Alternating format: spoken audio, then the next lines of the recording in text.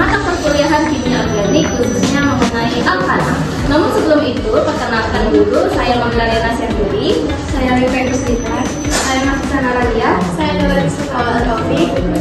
Baiklah, sekian perkenalan dari kami, langsung saja kita lanjut ke materi pertama. Baik, saya akan menjelaskan pengertian alkana dan beserta ciri-ciri umumnya. Yang pertama, pengertian alkana. Alkana adalah senyawa hidrokarbon jenuh, yaitu senyawa yang hanya terdiri dari atom karbon dan hidrogen, di mana semua ikatan antara atom karbon adalah ikatan tunggal.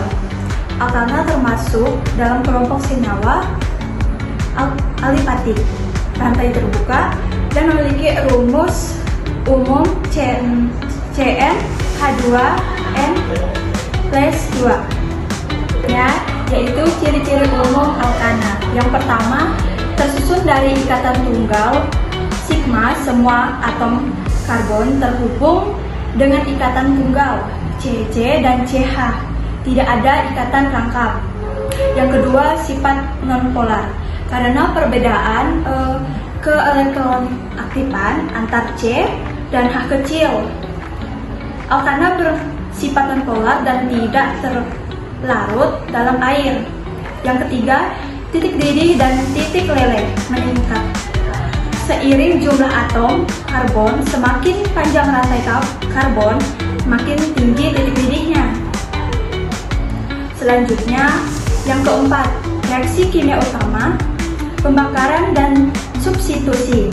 Alkana sulit bereaksi, tapi bisa terbakar menghasilkan CO2 dan H2O, serta mengalami reaksi substitusi, misalnya dengan halogen. Yang kelima, berbentuk gas cair dan padat, tergantung panjang rantai. Yang pertama, C1 dan C2, gas seperti metana dan etana. Yang kedua, C5 dan C17, yaitu cair. Yang ketiga itu C18 ke atas, yaitu padat. Selanjutnya, ciri umum alkana yang keenam, stabil secara kimia, karena ikatan tunggalnya kuat. Alkana termasuk senyawa yang tidak reaktif dalam banyak kondisi. Selanjutnya, contoh-contoh alkana sederhana. Yang pertama, metana CH4. Yang kedua, etana CH2H6. Yang ketiga, propana C3H8. Yang terakhir, butana C4H10. Selanjutnya, materi akan dilanjutkan oleh teman saya. Baiklah, perkenalkan saya Magdalena Senturi. Di sini saya akan menjelaskan mengenai bagaimana tata nama senyawa alkana. Nah, jadi pertama-tama teman-teman harus tahu dulu mengenai rumus umumnya. Jadi dalam tata nama senyawa alkana, rumus umumnya itu adalah CnH2n+2. Ini rumus umum ini berguna untuk teman-teman mencari berapa sih jumlah H dalam suatu rantai karbon jika diketahui atom C-nya. Di sini kita ada contoh, apabila diketahui satu atom karbon atau atom C, maka kita bisa mencari atom hidrogennya ada berapa dengan cara memasukkan jumlah atom C ini ke dalam rumus ini tadi, yang mana jumlah atom C itu sama dengan N-nya. Jadi di sini karena di contoh ini adalah atom C-nya hanya satu, maka kita masukin ke rumusnya 2, N-nya adalah 1 ditambah 2, maka 2 dikali 1 plus 2 sama dengan 4. Ini berarti jumlah atom hidrogen apabila terdapat satu atom karbon itu sebanyak 4.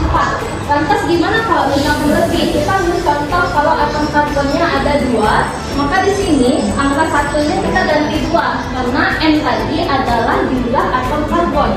Berarti 2 dikali 2 plus 2 sama dengan 6. Maka untuk 2 atom C jika di dalam satu rangkaian akan terdapat 6 atom hidrogen. Nah, kemudian dari sini nanti akan diperoleh yang namanya nama cabang atau alkil. Perlu teman-teman ketahui kalau satu atom C itu namanya adalah metana atau metil biasanya. Tapi kalau ada dua atom C seperti yang sudah dijelaskan tadi, maka nama cabangnya menjadi etil. Ini akan berguna nanti dalam penamaan dari strukturnya. Nah, nanti kalau teman-teman cari lagi, sebenarnya ini jumlahnya ada banyak. Dan yang paling umum digunakan itu adalah sebanyak 10 atom karbon, yang dimana itu memiliki nama-nama tersendiri. Baiklah, di sini kita langsung saja lanjut pada aturan penamaan dari senyawa alkana itu.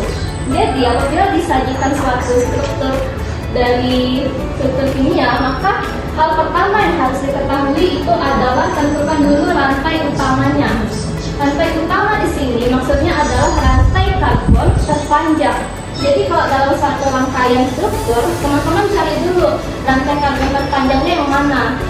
Dan itu tidak selalu rantai lurus, bisa saja rantainya berbelok, asalkan dia adalah rantai terpanjang. Itulah dinamakan rantai utama. Selanjutnya kita menentukan pemberian nomor.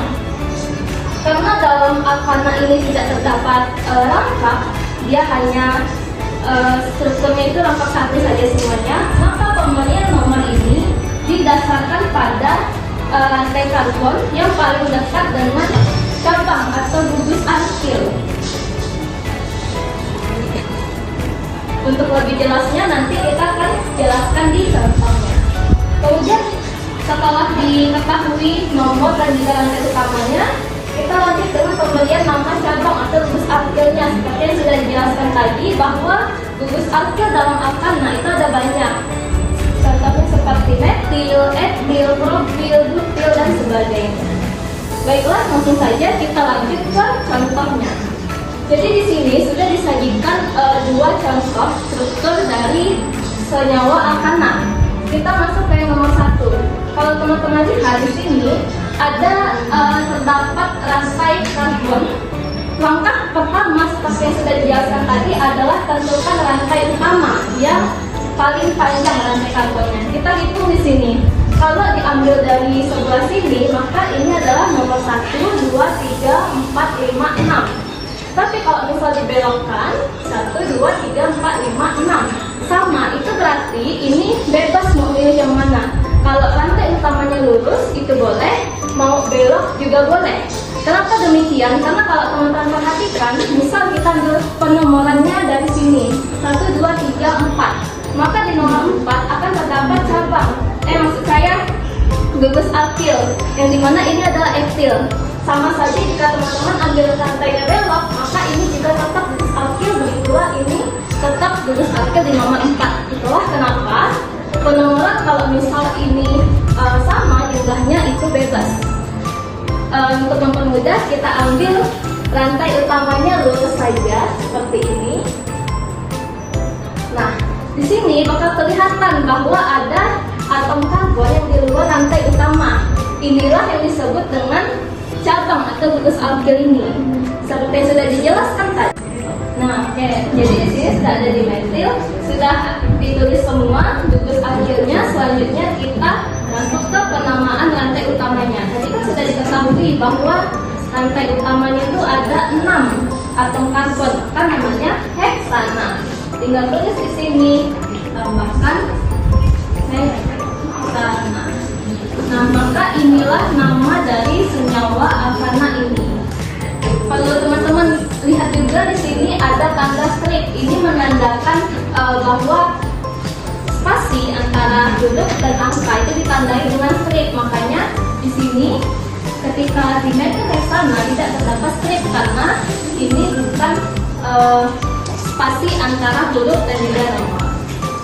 Nah, untuk yang nomor 2 di sini saya akan jadikan sebagai latihan soal teman-teman. Jadi silahkan dicoba secara mandiri. Mungkin sekian dari saya. Untuk materi selanjutnya akan dijelaskan oleh teman saya yang lainnya. Halo, saya Nanosa. Saya akan menjelaskan ilmu alkana. Yang pertama ini metana memiliki rumus molekul CH4 dan memiliki rumus struktur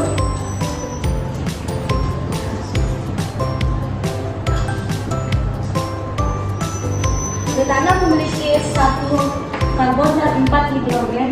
Yang kedua ada etanol, memiliki rumus molekul C2H6 dan memiliki rumus struktur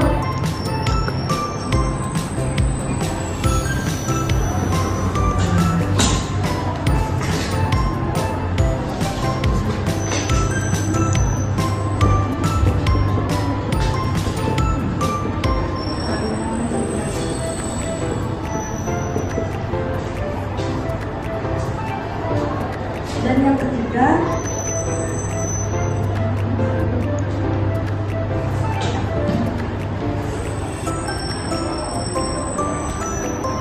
C3H8 memiliki rumus struktur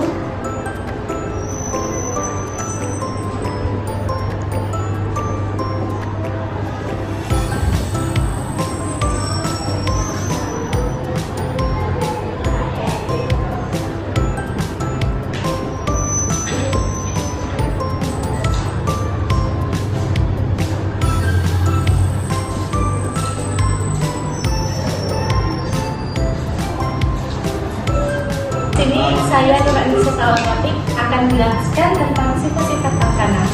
Jadi sifat-sifat alkana itu ada dua, ada sifat fisik dan juga ada sifat kimia. Yang pertama sifat fisiknya yaitu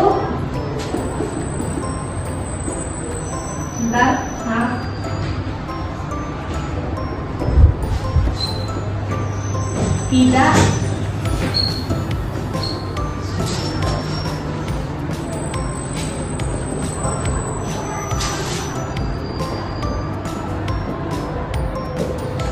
maksud tidak berwarna dan tidak berbau adalah alkana tidak memiliki warna dan tidak berbau sehingga sulit dikenali dengan indera.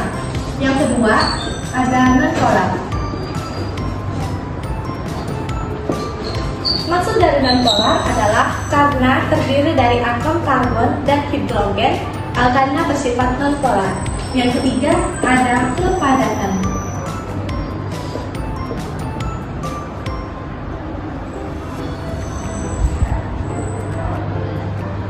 Maksud dari kepadatan adalah alkana lebih ringan dari air dan memiliki kepadatan yang lebih rendah. Keempat ada kelarutan.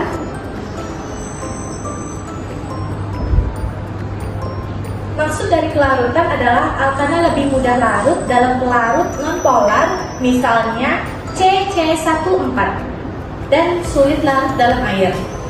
Next, ke sifat kimia. Pertama, ada reaktivitas rendah.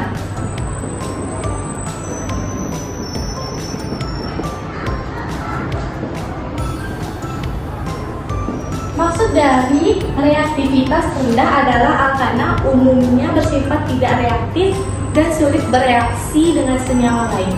Yang kedua, ada pembakaran.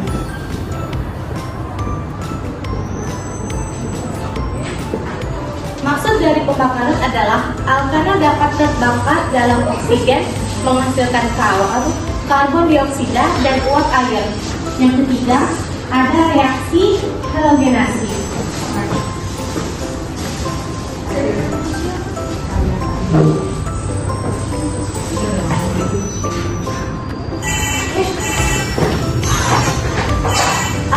Yang ketiga ada reaksi